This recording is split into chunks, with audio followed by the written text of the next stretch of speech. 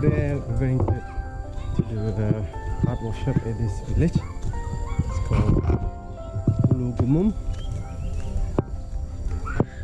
The village is very close to the forest. Yeah, we just have lunch together. And yeah, we're gonna do art workshop with the kids and also the adult. And I love this area. It's so cool. You can hear the wild bees and everything here. And the village actually we're doing this organic vegetable farm, and they're quite successful business agriculture. And I can show you the farm, their vegetable farm.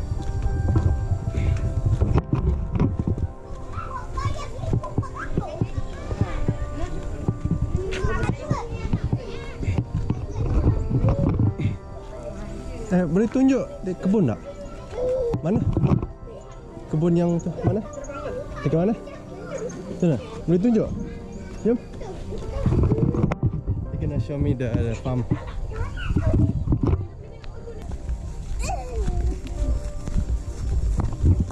Wow, banyaklah apa ni sayur-sayur. Apa ni sayur apa ni? Brazil.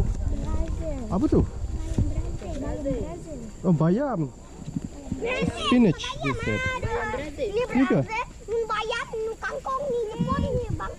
Itu apa tu? Atas tu? Itu petola. Petola, oh. Ini kangkung. Oh, wah. Bayam dia. Bayam bangga.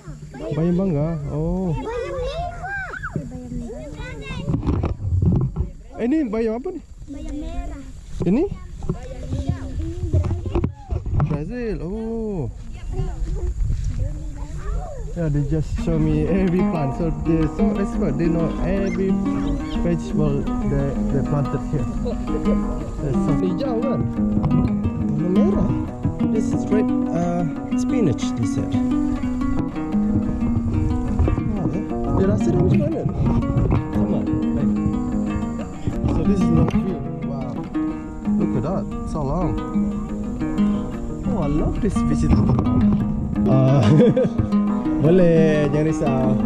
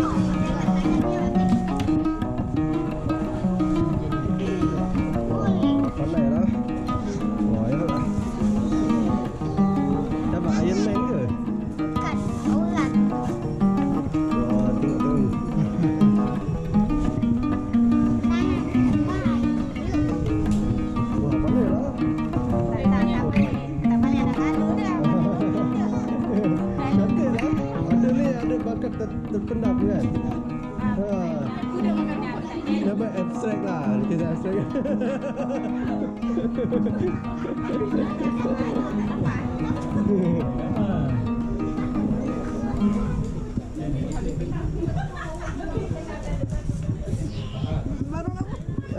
Tak apa. Teruskan.